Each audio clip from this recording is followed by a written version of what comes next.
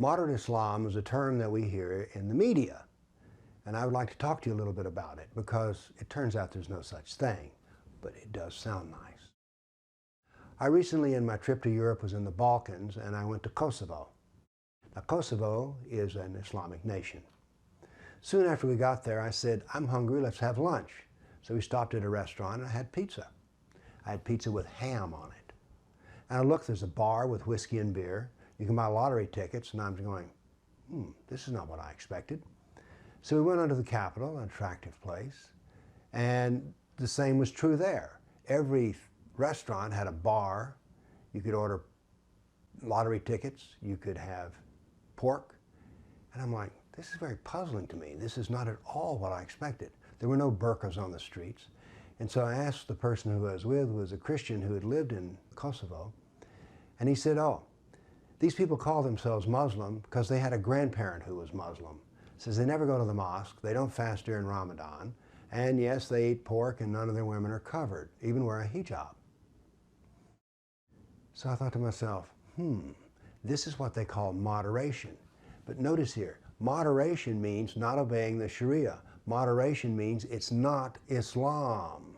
There is no way to eat pork and be moderate. There's no way to gamble and be moderate.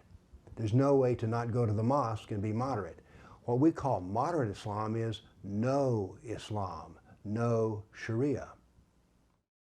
So, how do we achieve a moderate Islam even thinking about it? Consider this. Islam is the doctrine found in the Quran, the Sirah, the life of Muhammad, and the Hadith, the traditions. That is the Islamic doctrine. That is Islam. How do you change something that's perfect, eternal, universal, and complete? You don't. You cannot improve perfection.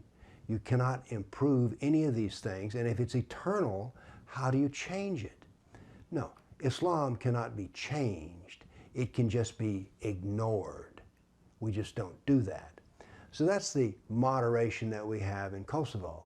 The only way to moderate Islam is simply not to have Islam, because Islam itself cannot be changed. By the way, if you think, well, see, this is still good, they call Islam no Islam, and everybody's happy.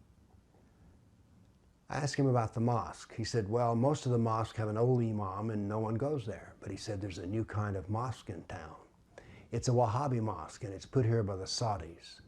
And there you see everything which you think Islam is. And he said, by the way, these 5% mosques, which are built by the Wahhabis, are filled on Friday with young people. He said they fill to the sidewalks and go out into the street. So, real Islam is coming to the land of moderate Islam. And who will triumph? The real Islam will triumph. Because you see, they can always point to the truth of the Sharia, the truth of the Quran, and say, see, you can't have pork. And no, you can't sell those lottery tickets either. Because that is the real Islam. And the real Islam is not moderate.